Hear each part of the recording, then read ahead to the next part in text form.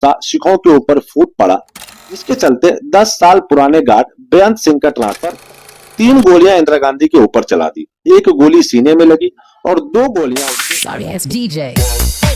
दोस्तों दोस्तों कहानी की शुरुआत होती है भारत की पहली और अब तक की इकलौती महिला प्रधानमंत्री श्रीमती इंदिरा गांधी की हत्या की। दोस्तों तारीख थी 31 अक्टूबर साल 1984 को उनके अपने ही बॉडीगार्ड्स के द्वारा उनकी हत्या कर दी गई थी। यह वो लेडी थी जिसको आयरन लेडी के नाम से यह मशहूर थी, क्योंकि इंदिरा गांधी को मारने वाले गार्ड्स सिख कौम से थे, यानी कि जिन पर इंदिरा गांधी की सुरक्षा की जिम्मेदारी थी। उन्होंने ही अपने फर्ज से गद्दारी की और उनकी हत्या कर दी। इसीलिए लोगों का गुस्सा सिखों के ऊपर फूट पड़ा। अचानक हुई हत्या से सिखों के ऊपर इस तरह की गुस्सा फूटा और दिल्ली और उसके आसपास के क्षेत्रों में अगले 4 दिनों तक जबरदस्त एंटी सिख राइट्स हुए, जिसमें सिखों को चुन चुन करके निशाना बनाया जाने लगा। सरकारी आंकड़ों के हिसाब से तो इस दंगे में मरने वालों की संख्या 2700 यानी कि 2700 थी, लेकिन अनआधिकारिक रूप से मिली जानकारी के मुताबिक लगभग 5000 से 5500 तक लोग इस दंगे का शिकार हुए। हमारा आज का वीडियो आधारित है उन तमाम सर्कमस्टेंसेस पर जिनके रिजल्ट के तौर पर इस तरह की अमानवीय घटनाएं सामने आई। इसीलिए हमारे साथ इस वीडियो में आखिर तक बने रहें और जरूर सुनिए। इंदिरा गांधी की हत्या और उसके बाद घटे घटनाक्रम की सच्चाई को समझने के लिए हमें साल 1984 से पहले की बात को भी समझना पड़ेगा। हत्या के समय से पहले का जो माहौल था वो चुनावी माहौल था। देश की पहली महिला प्रधानमंत्री इंदिरा गांधी 5वीं बार देश की प्रधानमंत्री बनने के लिए चुनाव की तैयारी में जुटी थी। 30 अक्टूबर साल 1984 यानी कि अपनी हत्या के ठीक एक दिन पहले इंदिरा गांधी उड़ीसा के दौरे से लौटी। इलेक्शन कैंपेनिंग में उनके बेटे राजीव गांधी उनके साथ था। इंदिरा गांधी के बारे में कहा जाता है कि वो अपनी हेल्थ को लेकर के कॉन्शियस थी। वो केवल 4 घंटे की ही नींद लिया करती थी। उनका मानना था कि 4 घंटे की नींद सफिशिएंट होती है, इसीलिए वह रात के तकरीबन 12 से 12:15 के आसपास जाकर के सोती और 4 बजे वो उठ जाया करते थे। सुबह ही उठकर और योग और एक्सरसाइज वगैरह किया करते थे। ये उनका एक रूटीन सा बन गया था, जिसका पालन काफी मजबूती के साथ वो किया करते थे। लेकिन उस दिन सुबह वो अपने तय समय से जरा देर से उठी। हो सकता है कि वो चुनावी माहौल का थकान का नतीजा हो सकता है, क्योंकि उस दौर में एक दिन में वो 8 से 10 रैलियां किया करती थी और उस समय सरकारी तौर पर प्रधानमंत्री आवास दिल्ली में एक सफदरजंग रोड पर थी, जहां से बंगले थे। उनके एक बंगले का इस्तेमाल, 2 बंगले थे वहां पे, एक बंगले का इस्तेमाल प्रधानमंत्री लोगों से मिलने जुलने के लिए किया करती थी, तो दूसरे बंगले का इस्तेमाल अपने परिवार के साथ रहने के लिए किया करती थी। उस समय इंदिरा गांधी के साथ राजीव गांधी, सोनिया गांधी और उनके 2 छोटे छोटे बच्चे राहुल गांधी और प्रियंका गांधी रहा करते थे। उस दिन सुबह राहुल और प्रियंका स्कूल जाने की तैयारी कर रहे थे, जबकि राजीव गांधी पश्चिम बंगाल के दौरे पर थे। बच्चों के स्कूल जाने के बाद घर में केवल इंदिरा गांधी और सोनिया गांधी रह गई थी। उस दौरान एक ब्रिटिश एक्टर और जर्नलिस्ट पीटर उस्नो अयासी टीवी चैनल के लिए इंदिरा गांधी का इंटरव्यू का कवर करना चाहते थे। इस दौरान उन्होंने इंदिरा गांधी के साथ रहना और उनके रूटीन को अपने डॉक्यूमेंट्री का हिस्सा बनाना चाहते थे और इंदिरा गांधी का 1 घंटे का इंटरव्यू अकबर रोड पर मौजूद प्रधानमंत्री कार्यालय में होना था। घर और कार्यालय के बीच सिर्फ एक गेट का इंतजार था, यानी कि गेट पार करके इंदिरा गांधी कार्यालय पहुंच जाती थी। उस दिन सुबह 9:20 पर इंटरव्यू के लिए बाकायदा मेकअप करके अपने कार्यालय के लिए निकलने वाली थी। इंदिरा गांधी नारंगी रंग की साड़ी पहन करके अपने निजी सचिव आर.के. धवन के साथ अपने कार्यालय के लिए निकली। उसके साथ इंडो तिब्बत सीमा पुलिस के कुछ जवान भी चल रहे थे। इस गेट को पार करके इंदिरा गांधी को अपने घर से कार्यालय जाना था और उस गेट पर 2 सिक्योरिटी पर्सन की ड्यूटी थी। बेअंत सिंह और सतवंत सिंह दोनों ही सिख समुदाय से थे। बेअंत सिंह इंदिरा गांधी की काफी करीबी थी। वो कई बार उनके साथ विदेशी दौरे पर भी गए हुए थे। लेकिन दूसरा जवान सतवंत सिंह केवल 5 महीने पहले ही उनकी सिक्योरिटी के लिए अपॉइंटमेंट किया गया था। बेअंत सिंह की ड्यूटी लगी थी और भीतर की तरफ से बेअंत सिंह की थी, लेकिन उस दिन सुबह सतवंत सिंह को बार बार वॉशरूम जाने की तलब थी, उन्हें जरूरत महसूस हो रही थी। इसीलिए उसने रिक्वेस्ट करके अपनी ड्यूटी अंदर की तरफ लगवा ली।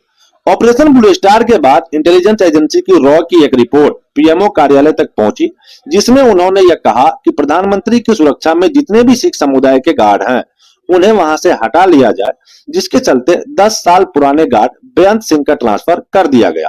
लेकिन उसने बात सीधे इंदिरा गांधी से कही। तब इंदिरा गांधी ने अपने सचिव आर.के. धवन से कह करके विशेष रूप से उसे अपनी सुरक्षा में तैनात रखने के लिए परमिशन दे दी। उस दिन सुबह इंदिरा गांधी इंटरव्यू के लिए अपने घर से दफ्तर के लिए चलती हुई गेट की तरफ बढ़ रही थी, क्योंकि इंदिरा गांधी का मानना था कि जो भी ऑपरेशन ब्लू स्टार में जो कुछ भी घटनाएं घटी थी, उसमें बेअंत सिंह का सिर्फ और सिर्फ इसलिए उनको यहां से ट्रांसफर करना कि वो सिख समुदाय से है, ये कहीं से भी उन्हें ठीक नहीं लग रहा था। उन्हें लग रहा था कि ये शायद गलत चीज उनको लग रहा था कि हम कर रहे हैं। इसीलिए उन्होंने अपने सचिव आर के धवन से रिक्वेस्ट करके उनकी सिक्योरिटी को बजाते जिस जगह पे वो पहले से था वहीं पर लगा लिया। वहां मौजूद बेअंत सिंह रोज उन्हें नमस्कार किया करता था। इंदिरा गांधी भी हाथ जोड़ करके उसे नमस्कार का जवाब दिया करती थी। ये पहले से रूटीन था, काफी दिनों से चल रहा था। गेट के करीब पहुंचते ही बेअंत सिंह ने उन्हें नमस्कार किया। इंदिरा गांधी ने भी हाथ जोड़ के नमस्ते किया और यह नमस्ते ही उनके मुंह से निकली आखिरी शब्द था। इसके बाद बेअंत सिंह ने अपनी पिस्टल निकाली, 3 गोलियां इंदिरा गांधी के ऊपर चला दी। एक गोली सीने में लगी और 2 गोलियां उनके पेट पर लगी। इंदिरा गांधी घास पे गिर गई। तभी दूसरे सिक्योरिटी गार्ड सतवंत सिंह ने अपनी स्टैंड गन निकालकर पूरी की पूरी मैगजीन इंदिरा गांधी के शरीर पर खाली कर दी। लगभग 27 गोलियां और इंदिरा गांधी को लगी। उसके बाद दोनों ही सिक्योरिटी गार्ड्स ने अपने अपने हथियार फेंक करके हाथ ऊपर कर लिए और सरेंडर कर दिया। कहते हैं कि उस वक्त बेअंत सिंह कह रहा था कि जो मुझे करना था वो मैंने कर दिया, अब तुमको जो करना है वो तुम लोग कर लो।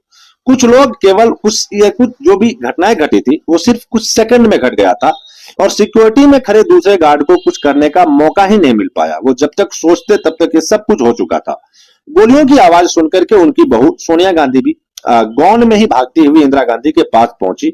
उनके सचिव आर के धवन भी वहां पहुंचे। चीख पुकार मची थी। इंदिरा गांधी को तत्काल एम्बुलेंस में डाल करके एम्स ले जाया गया, जबकि उन दिनों सिक्योरिटी गार्ड्स को एक सफदरजंग रोड पर स्थित गार्ड रूम में ले जाया गया। इस दौरान बेअंत सिंह और सतवंत सिंह ने एक बार फिर आईटीबीपी के जवानों पर हमला करने की कोशिश की। जवाबी फायरिंग में बेअंत सिंह का तत्काल मारा गया उसी जगह पे, जबकि सतवंत सिंह घायल हो गया और उसे भी अस्पताल ले जाया गया। 9:18 पर इंदिरा गांधी को गोली लगी थी। उन्हें तत्काल ही एम्स ले जाया गया। 9:38 पर वो पहुंच गई एम्स। 12 डॉक्टरों की टीम उन्हें ट्रीट करने लगे और इसी बीच पीएमए हाउस से भी एम्स में फोन गया था, इसीलिए तैयारियां पहले से कर ली गई थी। राजीव गांधी जो उस समय पश्चिम बंगाल में थे, उन्हें खबर मिलते ही उन्होंने एम्स के डॉक्टरों से बात की, सोनिया गांधी से भी बात की और वहां से दिल्ली के लिए वो रवाना हो गए। भारत के तत्कालीन राष्ट्रपति ज्ञानी जैल सिंह अपने विदेशी दौरे को छोड़ करके तत्काल दिल्ली के लिए रवाना हुए और इस बीच डॉक्टरों ने इंदिरा गांधी के शरीर से 7 गोलियां निकाली, उसके बॉडी को लाइफ सपोर्ट सिस्टम पर रखा और उनका इलाज जारी रखा।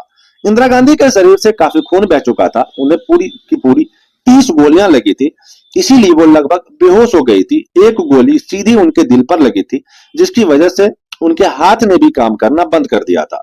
धीरे धीरे उनके शरीर के सभी अंग काम करना बंद कर रहे थे।